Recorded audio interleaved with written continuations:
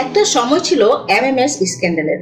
সেই কেচ্ছায় নাম জড়িয়েছিল কারিনা কাপুর এবং তার তৎকালীন বয়ফ্রেন্ড শাহিদ কাপুর। তাদের ঘনিষ্ঠ চুম্বনের মুহূর্তের ভিডিও ক্লিপ ফাঁস হয়ে গিয়েছিল।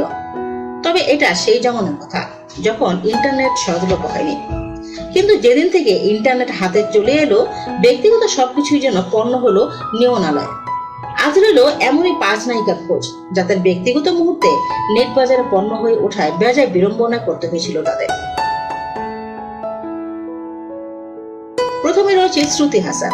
ইয়াবাদু ছবির শুটিং এর সময় এক অজ্ঞাত পরিচয় ব্যক্তি শ্রুতির আপত্তিকর ছবি তুলে ইন্টারনেটে পাবলিক করে দিয়েছিল। সোশ্যাল মিডিয়ায় মুহূর্তে ভাইরাল হয়ে যায় সেই সব ছবি। শুরুতে বড় ধাক্কা খেলেও পরে পুলিশের নালিশ দায়ের করেন কমল হাসানের কন্যা শ্রুতি হাসান।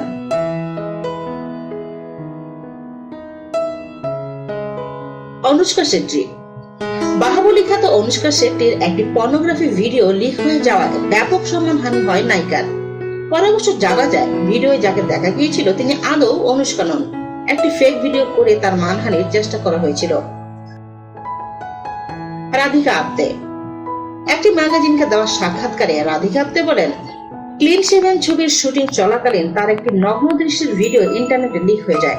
তার জন্য ব্যাপকভাবে ট্রোল হতে হয়েছিল। সেই সময় আমি ভীষণ ডিস্টার্ব হয়ে পড়েছিলাম। টানা 4 দিন বাড়ির বাইরে বেরোতে পারিনি। মিডিয়াকে কি বলবো তা নিয়ে ভাবিনি, কিন্তু আমার ড্রাইভার, ওয়াচম্যান, আমার স্টাইলিস্টের ড্রাইভার সবাই ওই ক্লিপ দেখে আমাকে চিনতে পারছিল। ভীষণ অস্বস্তিতে ছিলাম ওই কয়েকটা দিন। অক্ষরা হাসান। অশ্লীলতার শিকার হয়েছিলেন শ্রুতির বোন অক্ষরা হাসানও। 2018 সালে একান্ত ব্যক্তিগত মুহূর্তের ছবি লিক হয়ে যায় অক্ষরার। অন্তর্বাসে অক্ষরার সেলফি তোলার ছবি ভাইরাল হতেই পুলিশের দ্বারস্থ হন নায়িকা। হংসিকা মোটওয়ানি। শিশু শিল্পী হিসেবে বলিউডে ক্যারিয়ার শুরু হংসিকার।